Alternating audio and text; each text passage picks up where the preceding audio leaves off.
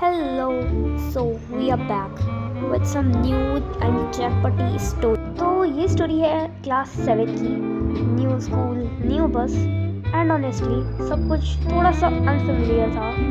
मेरी बस बहुत बड़ी नहीं थी, छोटी सी थी, लिमिटेड लोग पर थोड़ी हैवी वाइब्स। उस बस में 2 लोग आते थे, उनको मैं कहूँगी पकौड़ी और पलटू। तो देखो, पकौड़ी उस टाइम पे क्लास 11th में थी और उसको पता नहीं किसने पर किसी ने तो उसको बस को मेंटेन करने की रिस्पॉन्सिबिलिटी दी थी। पता नहीं दी थी कि नहीं दी थी, पर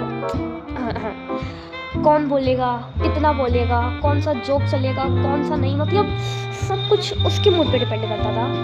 और वियर्ड बात ये थी कि किसी ने भी कभी क्वेश्चन नहीं करा, इंक्लूडिंग मी। वैसे उस टाइम मैं नहीं आई थी तो मुझे कुछ समझ में नहीं आ रहा था। उस वक्त मुझे लगा कि शायद ये सब नॉर्मल हो जाएगा या फिर मुझे बस नहीं पता था।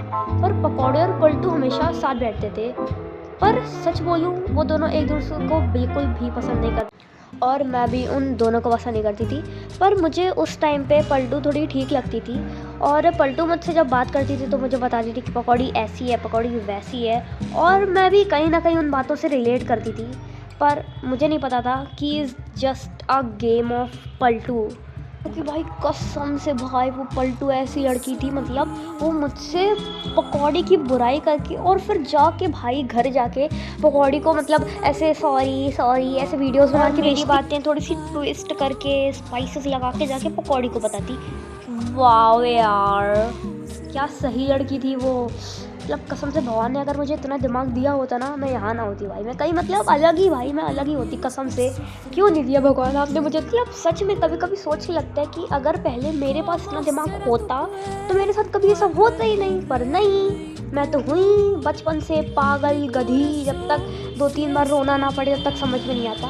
खैर, और पता है इतना सब होने के बाद भी, और फिर वो मुझसे अगले दिन आके इतने अच्छे से बोलती, भाई वो लड़की इतने अच्छे से बोलती जैसे कि कुछ हुआ ही नहीं है।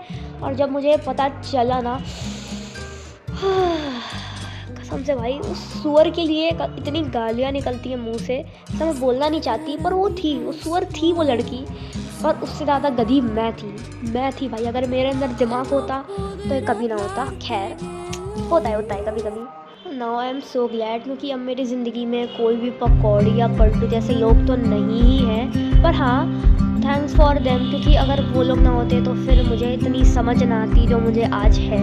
वैसे इन दोनों के अलावा भी मेरी ज़िंदगी में बहुत ऐसे वैसे लोग आए हैं जिनके बारे में मैं आपको अगली वीडियोस में बताऊंगी। पर ये लोग थोड़े से थे। वैसे thanks for watching, bye guys.